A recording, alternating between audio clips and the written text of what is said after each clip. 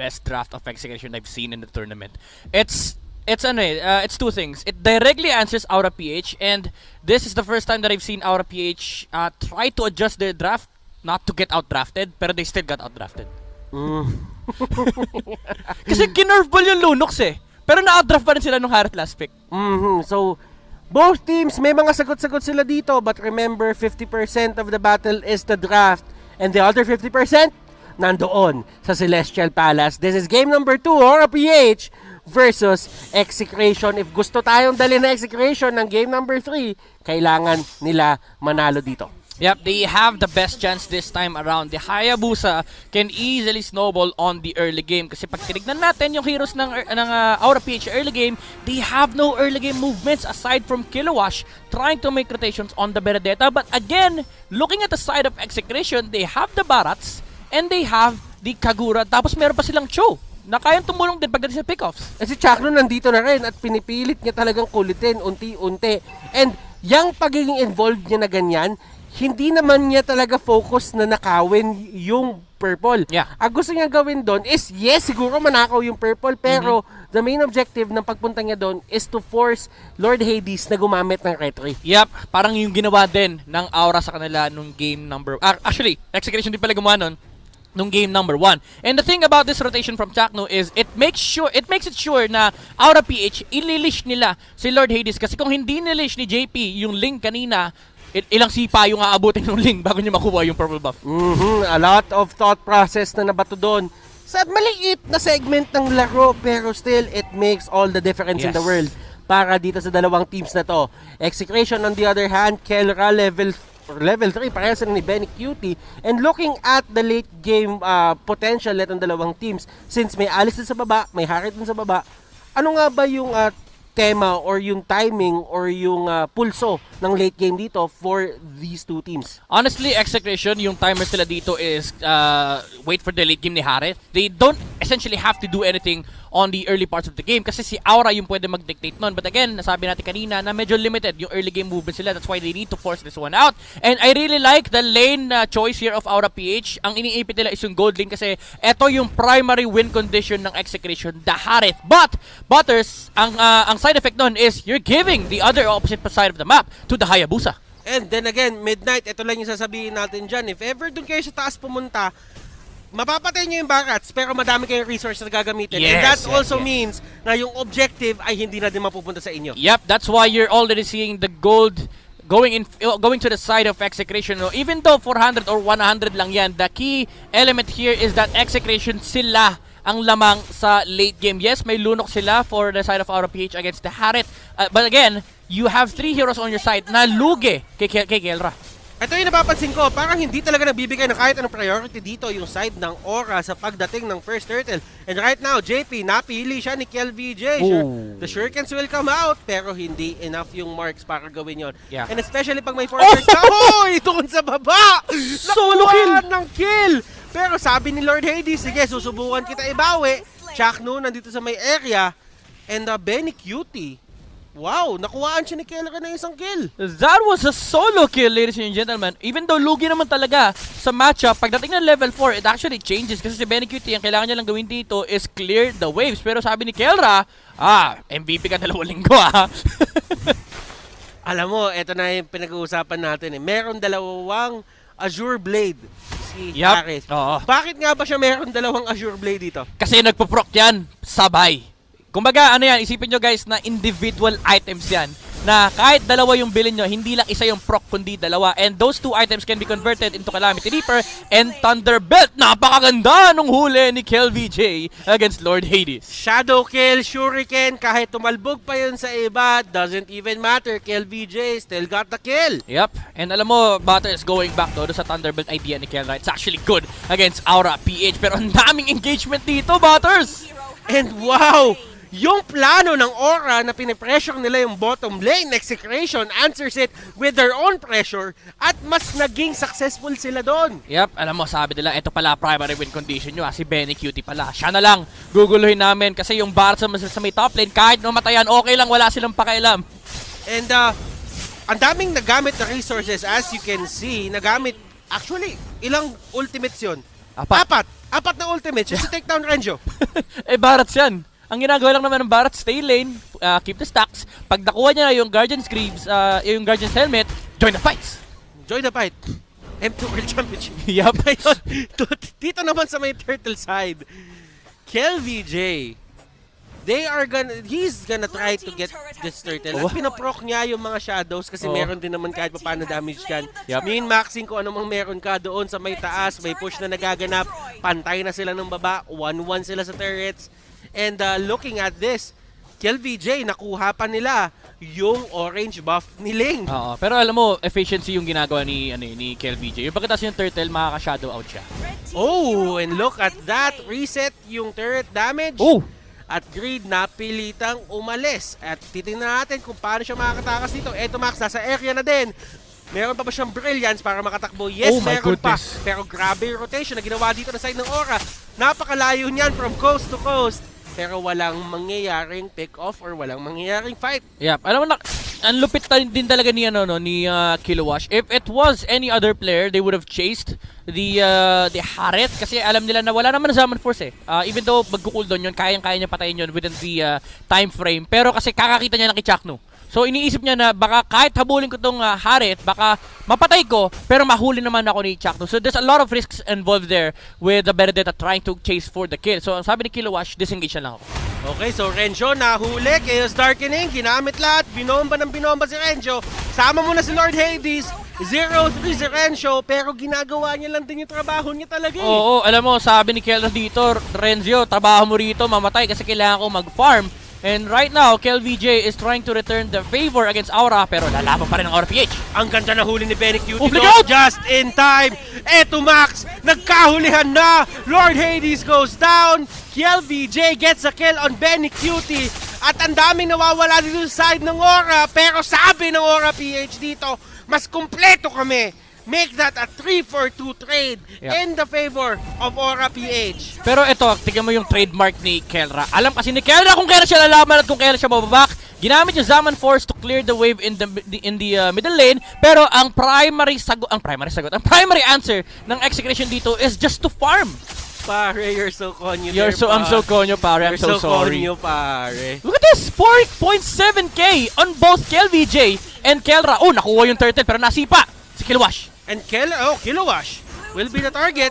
Kelra nakuha. Nakita mo yun, pinipredict niya yung dash ni Benedetta. Sabi niya, dadash na dito eh. Well, kailangan din talaga kasi tamaan. Yun yung isa sa mga downside ng Chrono Dash eh. Oo. Yes, maganda yung Chrono Dash, mabilis mag-cooldown, pero pag hindi mo natama, hindi rin mag-off cooldown. Pero yung talaga, yung Sinker Fisher, pinipredict niya kung saan dadaan si Kilowash. Kaso masyado siyang pogi. Sabi niya, sige, tira ko na lang. Oh, yeah, well, nakuha niyo naman yung kill. Yeah. Hindi naman nagmamatter kung na-predict niya o hindi as long as he gets the kill. Now, Benny Cutie. Grabe yung pressure sa kanya and looking at his score right now, 0-3-4. Oo, this is probably the hardest game for Benny Cutie in the entire tournament. We've been seeing the shutdowns on Aura PH, but we've never seen Benny Cutie shut down on his Alice. Right now, he's trying to recover yung nawala sa kanya sa bottom lane while Kelra is just completely snowballing. And again, the nature of this matchup, lamang ang Haret Butters. Doon sa may baba, merong pick-off na nagaganap and Renjo, mapapa-flicker out lang siya. Nahuli siya nung Flowing Blood at nung root ng Alice. At sinamahan pa ng Chaos Darkening, pero dahil nga sa flicker siya ay mabubuhay. At marami ng buhay na nasalba ang flicker. Yep. Pero ngayon, nandito siya na naman. At siya na naman ang pinili. At siya na naman ang uhulihin. Oh! And Renjo, mahuhuli siya ng Tempest of Blades. Pero still, the fact remains, ginamit mo pa rin yung Tempest of Blades. So that means, dito sa ginagawang push ng side ng Execration at doon sa gagawin nilang push sa taas, wala kang Tempest of Blades. Yeah, the thing is, Aura PH, they're getting what they can. Kasi ang problema, hindi rin nila kaya contest yung Hayabusa and yung Haret at this point. So Execration, they're happy with that. Even though ang nasasaktan dito is Renzo, no, yung item build-up ng kanyang sustain item might be delayed. But again, his job in this game is to sustain for his teammates. It doesn't matter if he dies or not kasi ang importante, mag-scale towards the late game ang Execration. Again, napag-usapan natin kanina, walang kailangan gawin ang Execration kundi mag-farm. Just have the items ready on KelVJ and Kelra. Oh! KelVJ, siya ang unang tutumba. JP, nahuli siya. Kelra dito, just unloading on the side of Aura PH. Greed, nahuli ni Eto Max. Benny! At Greed, matutumba. Nandito na si Kilowash and look at that electro final blow sa kita ng madami. Benny Cutie, ayaw na niyan. Muntik na. Ang ganda sana ng pasok ni Benny Cutie. But on the bottom lane, Lord Hades, dito siya nakilala. Kahit nung nasa Signal Ultra pa siya, the split push off the link. The question is, may Malefic Roar ba? Pero Execration, a-answer nila yung pag-split push ng link with the Barats. Hindi enough yung time na nakuha niya to get the turret on the bottom lane kasi may shield pa naman. But still, this has to be something na kailangan bantayan ng Execration. Yep. Yung buhay ng bot lane nila, ibig sabihin, kailangan na nila i-wave manage lahat-lahat na nangyayari dito sa mapa as to not get split by that link. Ito yung punishment na binibigay ni Lord Hades against Execration. Sabi nila, paulit-ulit yung binigay yung lane ni Renzio. Ngayon, eto yung bubutasin ko. Execration needs to put Renzio on the bottom lane at all times to clear the wave. And it makes it so na laging 5v4 ang engagement in favor of Aura. Kasi alam nila, sila nagdidikta. Pwede nilang bilangin yung hero sa mapa. Si Renzio lang yun sa bottom lane.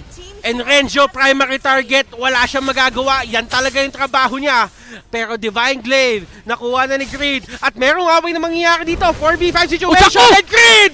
Nahuli ni Chakno! Make that a 4v4. JP ang next natutumba. Benny Cutie going in. Shadow kill. Kumapit kay Benny. Hindi siya makakatapos. Kilowash goes down. Lord Hades nasa baba.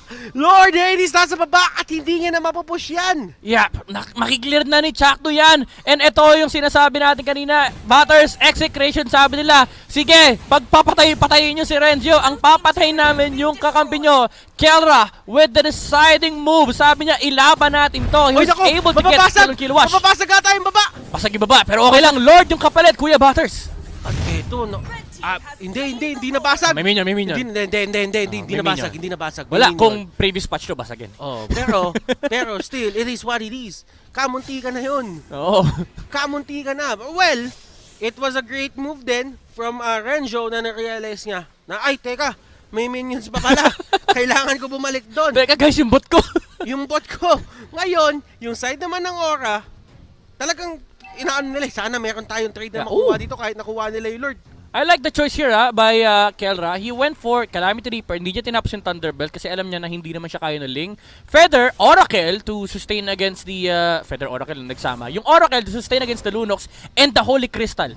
Para... Kasi ang different route dito is the Divine Glaive. Pero maganda yung Holy Crystal for the surge of the magic power during the Zaman Pool. And it's somewhat of it's a somewhat answer din indirectly. Oh! Para kay JT. Pero alam mo, nakita mo kung anong ginawa nila dito. Kelra just letting his talent show dito sa game na to. At si Ling nandun.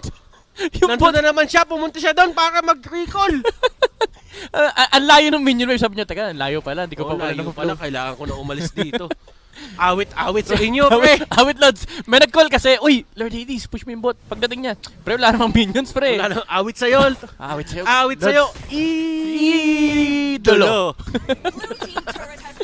Alam mo, Butters, Execration dito, naghihintay na lang sila. Probably the next Lord, pero kaya nilang i-take yung natitirang dalawang towers ng Aura PH. Pero again, the next Lord is gonna be the main point of contention for these two teams. The problem is, for Aura PH, there's no real way for them to actually contest against Execration because of the existence of the Barats. Lord Hades, yung energy niya, may energy gap.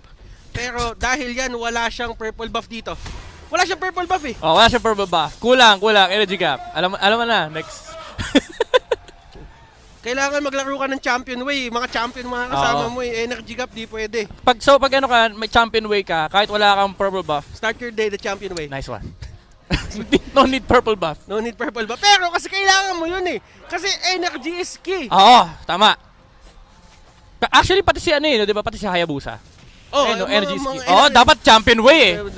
Start your day the champion way. Pero champion na si LVG. Kaya lakas niya rito. Oy! Speaking of champions, Lord Hades, takbo! Hindi niya kayang patayin si Etomax. Nagtatatakbo parang akyat bahay, ladies and gentlemen. And Lord Hades, wala siyang magagawa. Kailangan niya pihitin talaga yung Tempest of Blades. And that is another opening na pwedeng gamitin ng Execration sa sarili nilang pagkuha ng fights. Walang Tempest of Blades, pwede tayo lumaban. Yep. 70 seconds. The condition now for Execration is to freeze the lane. Prevent Aura PH from getting the resources that they want. Nasipa! Nahuli! Nasipa! Walang Tempest of Blades. Ito yung sinasabi nating opening midnight. Grabe! Chakno! Wait a Chuck! Mamba! Sabi niya sa mga kampi niya, pre, walang lipad to, pre! And I think yun talaga yung mismo nung naging call. Oo! Walang lipad to, pre. Walang lipad to, pre! Tara, go natin! And this looks like something Execration has dreamt about dito sa game number 2 na to. All turrets, well, not all turrets, but 2 out of 3 turrets are down sa side ng Aura base. And Execration, may freedom sila magpapasok na sa base ng Aura PH if ever they want to. But the fact remains, auto-push na yung mid at yung bot. Yeah. Oy, grabe. Si Kelra, binenta niya isang Nimble Blade, hindi niya tinapos yung Thunderbolt. He went for the Athena. Kasi alam niya na ang papatay sa kanya dito is si Lunox, pati na rin si Alice. Yung Azure Blade. Oh, yung Azure pala. Yung Azure, yung Nimble. Nimble. Yun. Oh, kulay white yun. Yung Azure Blade, yung kulay blue. Oh, yan. Yan si Lord. Ito na si Lord. Si Lord Hades. Nandito na naman sa baba. Ang daming Lord, no? Uy, alam mo, Uy. ito lang yung tinitignan ko dyan kung paano talagang makakahuli na naman dito si Chucky. Oh! Uy! Oy, Oh, grabe sexy. naman yung flickering. Oh, pero flicker yun. Na-burn. Flicker ang na-burn. But then again, since mobile naman ang isang JP with the back shot, pwede na lang siya gumulong papasok ng laban. Yeah. Although, wala siyang extra mobility para makatakas doon sa fights. That's gonna be a problem against the Haret, no? Kasi kapag nakulong kayo sa Zaman Force, kahit pa sabihin natin makagulong ka, ang daming ways for Execration para pigilan yung paggulong ni Baksha. Oy! Chuck, no! My goodness, with the flicker! Nahuli si Grid! Chuck, no, what a player! Legit, 100%!